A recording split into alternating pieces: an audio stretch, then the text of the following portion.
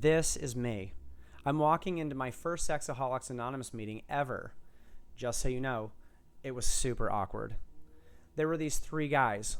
I mean, really old guys. I must have been like 27, and I think they were like 77. We all sat down and they started reading excerpts from some book I didn't recognize. Then they started introducing themselves, just like they do in AA meetings. But instead they said something like, "Hi, I'm Teddy. I'm a sexaholic. I've been sober for 15 years. And my name is James, and I'm a sexaholic. I've been sober for 10 years. And I'm Bernie, and I'm a sexaholic. I've been sober for 5 years." These were obviously not their real names.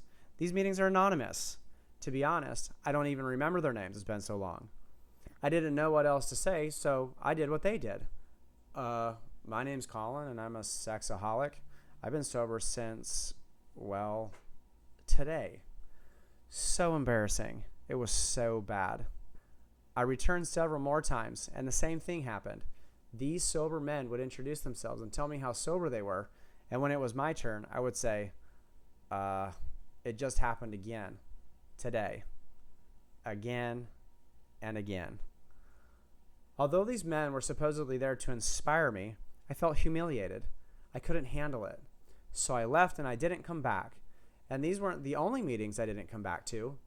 I went to a program called the Addiction Recovery Program. I went to Sexaholics Anonymous, which is different than Sexaholics Anonymous, just so you know.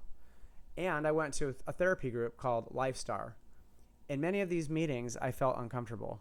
I was so embarrassed because I couldn't stop acting out. There were many occasions when I thought I was getting nothing out of the meetings at all. Going to meetings was definitely a challenge for me through many years of my recovery. One day, my wife and I were meeting with our counselor at the time, and my wife asked, "Can I kick my husband out? He's not sober and not doing his work." Our counselor responded, "Kick him out." That scared the you-know-what out of me. I didn't want to get kicked out. I had nowhere to go. So I got my you-know-what together and started going back to meetings. Not with these guys again. It was at this time in my life, returning to meetings, when I found one that I felt comfortable in. An SA meeting. I remember attending it for the first time and just sitting there. I said nothing. Everyone shared except for me. Then the group leader said, "Collin, would you like to share?" I don't know why, but this was a life-changing experience.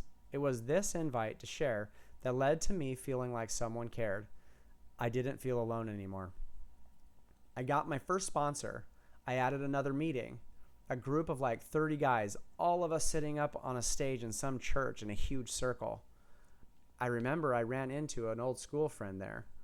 Awkward at first, but it turned out to be okay. I learned there was really nothing to be embarrassed about. He had gone through exactly what I did.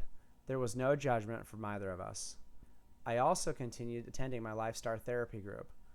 So, 3 meetings a week.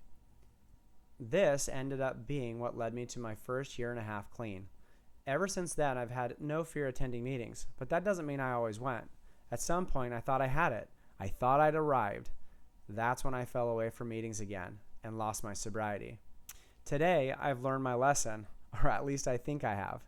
I can't tell the future, but right now I understand that I need meetings to stay sober. I have the mindset never to leave again, and this isn't a drag to me. It's a blessing. I've learned so much. The old-timers have so much wisdom to give me. I get to help the newcomers, and I'm sober. But that's secondary.